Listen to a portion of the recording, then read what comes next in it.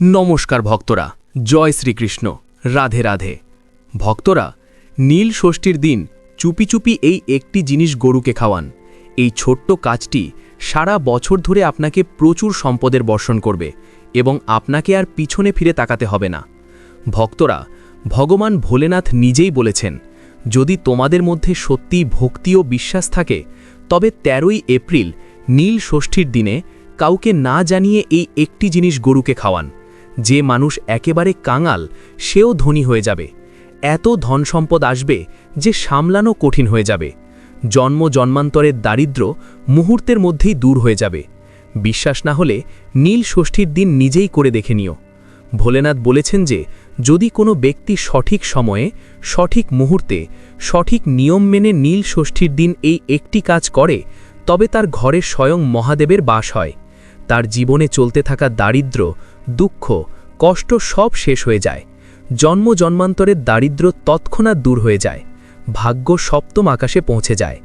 যে যেখানে যাবেন ধন সম্পদ পেছনে আসবে। হ্যাঁ বন্ধুরা, যদি আপনি কাউকে না বলে চুপি চুপি এই একটি জিনিস গরুকে খাওয়ান তাহলে আপনার 7 জন্মের পূর্বপুরুষের অভিশাপ দূর হবে, গ্রহগত ত্রুটি দূর হবে, বাস্তু ত্রুটি দূর হবে এবং আপনার জীবনের সমস্ত দুঃখ, কষ্ট এবং যন্ত্রণা দূর হবে। এবং বন্ধুরা, আপনার জীবনে এত সম্পদ আসবে যে আপনি তা সামলাতে পারবেন না। খাদ্য বা অর্থের কোনো অভাব হবে না। প্রতিকারটি খুবই সহজ, তবে এর সাথে থাকা নিয়মগুলি খুবই কঠোর এবং আপনার জন্য এই নিয়মগুলি বোঝা খুবই গুরুত্বপূর্ণ হবে। কারণ মানুষ সহজেই প্রতিকারটি করে, কিন্তু প্রতিকারটি করার পরে সংকল্পের মূল সংকল্প করতে ব্যর্থ হয়। এই বছর 13ই এপ্রিল নীল ষষ্ঠী 144 বছর পর এক দুর্লভ যোগে পড়েছে। মহাকুম্ভে আগত সাধুরাও এই বিশেষ উপায়ের কথা বলেছেন। তাই আমরা যেই কথা বলতে যাচ্ছি, যদি আপনি আমাদের বলা অনুযায়ী সঠিক সময়ে এবং ভক্তির সঙ্গে কাজটি করেন তাহলে বিশ্বাস করুন কিছুদিনের মধ্যেই আপনার জীবনে অর্থের বৃষ্টি শুরু হবে। এরপর আপনার উন্নতির পথে আর কেউ বাধা দিতে পারবে না। আপনার প্রতিটি মনস্কামনা পূর্ণ হবে। আপনার ঘর সুখে ভরে উঠবে। দেখুন সেই গোপন জিনিসটি কি যা আপনাকে নীল ষষ্ঠীর দিন মাতা গরুকে খাওয়াতে হবে। তাই আজকের ভিডিওটি খুবই গুরুত্বপূর্ণ হতে চলেছে। আমার সকল ভক্তদের কাছে অনুরোধ, ভিডিওটি সম্পূর্ণ দেখবেন, তা না হলে এর পূর্ণ ফল লাভ করতে পারবেন না। আর আপনি যদি সত্যিই একজন মহাদেবের ভক্ত হয়ে থাকেন তাহলে অবশ্যই কমেন্ট বক্সে ভক্তি করে লিখবেন, হর হর মহাদেব। মহাদেবের কৃপায় আপনার সকল ইচ্ছা পূর্ণ হোক। তাহলে চলুন ফিরে আসা যাক মূল টপিকে। এই ভিডিওতে আমি নীল ষষ্ঠীর দিন মাতা গরুকে কি খাওয়াতে হবে, মাতা গরু এবং প্রতিকার সম্পর্কিত নিয়ম, সতর্কতা এবং সংকল্পগুলিও ব্যাখ্যা করব। আমি এটিও ব্যাখ্যা করব যে এই প্রতিকারটি আপনাকে কিভাবে উপকার করবে। ভিডিওটি এগিয়ে নিয়ে যাওয়ার আগে যদি আপনি এখনও ভিডিওটি লাইক না করে থাকেন তাহলে অবশ্যই একটি লাইক করে দিন। এতে আমরা নতুন নতুন ভিডিও তৈরি করার উৎসাহ পাই। মানুষের জীবনে অনেক ঝামেলা, অশান্তি এবং দুঃখ কষ্ট আছে, তবে এটি একমাত্র সমাধান যা আপনাকে নীল ষষ্ঠীর দিন করতে হবে। নীল ষষ্ঠীর মহান উৎসব বছরে একবার আসে এবং এর তাৎপর্য শাস্ত্রে বর্ণিত আছে। হ্যাঁ বন্ধুরা, প্রাচীনকালে এই দিনটিকে মানুষ খুবই গুরুত্বপূর্ণ হিসেবে বিবেচিত করত, কারণ তারা জানত যে এই দিনে করা ছোট একটি ভুলও বছরের উপর বিধ্বংসী প্রভাব ফেলতে পারে। এই দিনের তাৎপর্য আরও বেশি কারণ এটি বছরের শ্রেষ্ঠ উৎসব। হ্যাঁ বন্ধুরা, এই দিনে করা একটি ছোট পদক্ষেপ বছরের জন্য সহায়ক হতে পারে। শাস্ত্রে বলা হয়েছে এই দিনে বেলপাতা, বেলফুল, লাল ধুতরা ফুল, আকন্দ ফুল এবং জুঁই ফুল দিয়ে যদি ভগবান শিবের পূজা অর্চনা করা যায় তাহলে মানুষের যে কোনো বাসনা ভগবানের আশীর্বাদে এই দিনে পূর্ণ হয়ে যায়। যাদের সন্তান হচ্ছে না তাদের সন্তান প্রাপ্তি ঘটে, যাদের বিবাহ হচ্ছে না তারা ভালো জীবনসঙ্গী পায়, যারা কিছুতেই চাকরি পাচ্ছে না তারা ভালো চাকরি পায়, যাদের ব্যবসায় উন্নতি হচ্ছে না তারা ব্যবসায় উন্নতি করে। মানে এই দিন ভগবান শিবের কৃপায় বাড়ি, গাড়ি, মান, সম্মান, টাকা পয়সা, ভালোবাসা, সম্পত্তি সব কিছুই প্রাপ্ত হয়। এই দিনে যখন আপনারা শিবলিঙ্গে এটি অর্পণ করবেন তখন অবশ্যই ওম নমঃ শিবায় মন্ত্র জপ করে নিজের মনোবাসনার কথা বলে তারপর ভগবানকে অর্পণ করবেন। কারণ এই দিনে ভগবানের কাছে ভক্তি ভরে ভক্তরা যা চায় ভগবান তা পূর্ণ করে দেন। শুধু ভগবানের প্রতি আপনার যেন বিশ্বাস ও ভরসা থাকে, তাহলে এই দিনে আপনার করা প্রার্থনা ভগবান অবশ্যই শুনবেন। এই কারণেই আমাদের প্রবীণরা বলতেন এই দিনে বপন করা বীজ সারা বছর ধরে ফল দেয়, অর্থাৎ গৃহীত পদক্ষেপগুলি সারা বছর ফল দেয় আমাদের জীবনকে উন্নতি করার জন্য। বন্ধুরা, এই জন্য এই দিনে দান করার গুরুত্ব অপরিসীম। প্রাচীনকাল থেকেই মানুষ এই দিনে দান করে আসছে। এই দিনে খাদ্যদান, সংযম এবং সদাচরণের প্রতি সর্বদা মনোযোগ দেওয়া হয়। নীলষষ্ঠীতে দানের বিশেষ মাহাত্ম্য রয়েছে।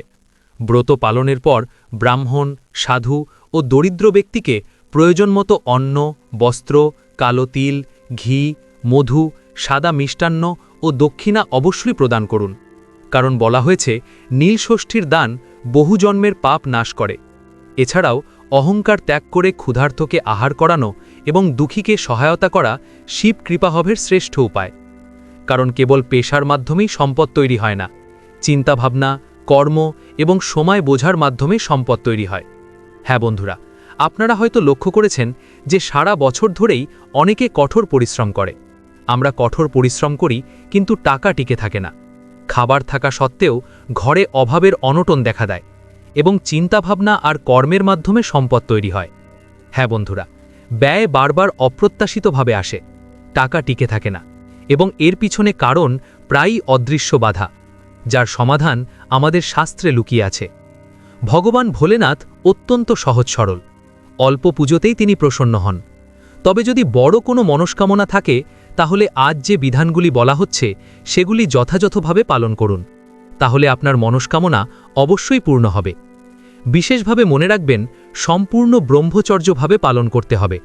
কারোর মধ্যে ভেদাভেদ রাখবেন না, ক্রোধ করবেন না, অকারণে কারোর ক্ষতি করবেন না, শুদ্ধতা ও পবিত্রতা বজায় রাখবেন। এছাড়াও ঝগড়া বিবাদ থেকে দূরে থাকুন এবং তামসিক আহার একদমই গ্রহণ করবেন না। এই সমস্ত বিষয় থেকে দূরে না থাকলে ভোলেনাথ অসন্তুষ্ট হতে পারেন। আচরণ এবং মন সম্পূর্ণভাবে শুদ্ধ রাখুন এবং সম্ভব হলে সন্ধ্যাকালে ভগবানের পুনরায় পুজো করুন। তবে যদি একবারও হৃদয় থেকে ভগবানের স্মরণ করে নাও, তাও যথেষ্ট। এইভাবেই নীলষষ্ঠীর দিনটি পালন করুন। পরের দিন আপনি ব্রত ভঙ্গ করতে পারেন। আপনার স্বাস্থ্যের কথা মাথায় রেখে ফলাহার বা মিষ্টান্নের মাধ্যমে ব্রত পালন করুন, এটাই উত্তম। কখনো এমন করবে না যে ফলাহারের কারণে আপনার স্বাস্থ্যের ক্ষতি হয়। ভক্তবৃন্দ, ভগবান ভোলেনাথ অত্যন্ত করুণাময়। অল্প ভক্তি, অল্প জল এবং সত্যিকারের শ্রদ্ধাতেই তিনি সন্তুষ্ট হন।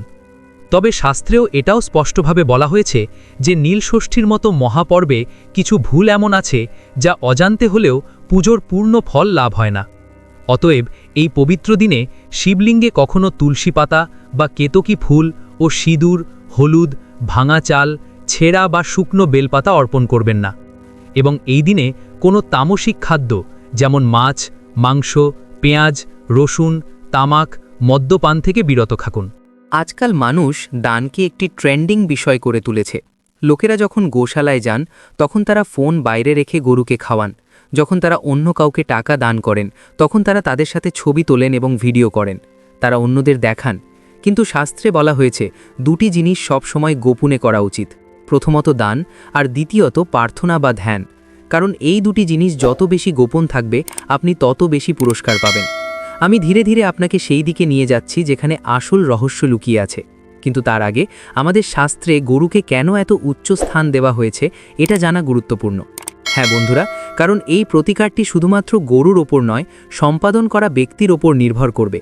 তাই আজ আমি আপনাকে জানাবো কিভাবে এই প্রতিকারটি দৈবিক শক্তি প্রদান করবে, কিভাবে আপনার জীবন থেকে অন্ধকার দূর করবে, এটি কিভাবে আপনার জীবনে সুখের আলো আনবে। মনোযোগ সহকারে দেখুন, কারণ আপনি যদি কোনো কিছু উপেক্ষা করে ভুলে যান, তাহলে এর নেতিবাচক প্রভাব পড়তে পারে। অর্থাৎ আপনি ভাববেন, আমি এই প্রতিকারটি ভালোর জন্য নিয়েছিলাম, কিন্তু আমার সাথে কেন খারাপ কিছু ঘটল। এর পিছনে কারণ হলো আপনি হয়তো সমস্ত খুঁটিনাটি সঠিকভাবে বুঝতে পারেননি বা প্রতিটি খুঁটিনাটি মনোযোগ সহকারে শোনেননি। বন্ধুরা, আমি আপনাকে বলি কেন শাস্ত্রে গরুকে এত উচ্চ স্থান দেওয়া হয়েছে। গরু কেবল একটি প্রাণী নয়, মাতা গরু আপনার সমগ্র জীবনের সাথে যুক্ত। মাতা গরুর মধ্যে আপনার জীবনের অনেক রহস্য লুকিয়ে রয়েছে। যখন একজন ব্যক্তি মারা যায় তখন আমরা কেন তার নামে মাতা গরুকে খাদ্য খাওয়াই? দেখুন, মা গরু কোনো সাধারণ প্রাণী নয়। গরুকে মা বলা হয় কারণ এটি কেবল আমাদের দুধ দেয় না, বরং এটি কিছু না চেয়েই দেয়। এটি অভিযোগ ছাড়াই সহ্য করে এবং বিনিময়ে কিছু চায় না। তাই প্রকৃতির স্বভাব এটাই। যে বাড়িতে গরুকে সম্মান করা হয় সেই বাড়িতে কেবল স্থিতিশীলতা নয়, সম্পদও আসে। আর স্থিতিশীলতাই সম্পদ টিকে থাকে। হ্যাঁ, আমি লোক দেখানোর জন্য কোনো সমাধান শেয়ার করছি না। এটি বাজারে বিক্রি হয় এমন কিছু নয়। আমি গ্যারান্টি দিচ্ছি যে আজকের আগে এই সমাধান সম্পর্কে ইউটিউবে কেউ বলেনি। কোনো পণ্ডিত বা জ্ঞানী ব্যক্তি আপনাকে এই সমাধান সম্পর্কে বলবে না, কারণ এটি এতটাই গোপন যে কোনো ধর্মগ্রন্থে এর উল্লেখ নেই। হ্যাঁ বন্ধুরা, এই প্রতিকারটি কেবল সত্য হৃদয় দিয়ে বিশুদ্ধ কর্মের মাধ্যমে করা হয়। হ্যাঁ বন্ধুরা, দেখুন, আমি যে সমাধানটি শেয়ার করছি তা সর্বদা নীরবে করা হয়। আমি এখনো পর্যন্ত যে বর্ণনাটা করেছি তা কেবলমাত্র ভূমিকা ছিল, কারণ আপনি যদি সরাসরি সমাধানে ঝাঁপিয়ে পড়তেন তবে এর প্রভাব ন্যূনতম হতো।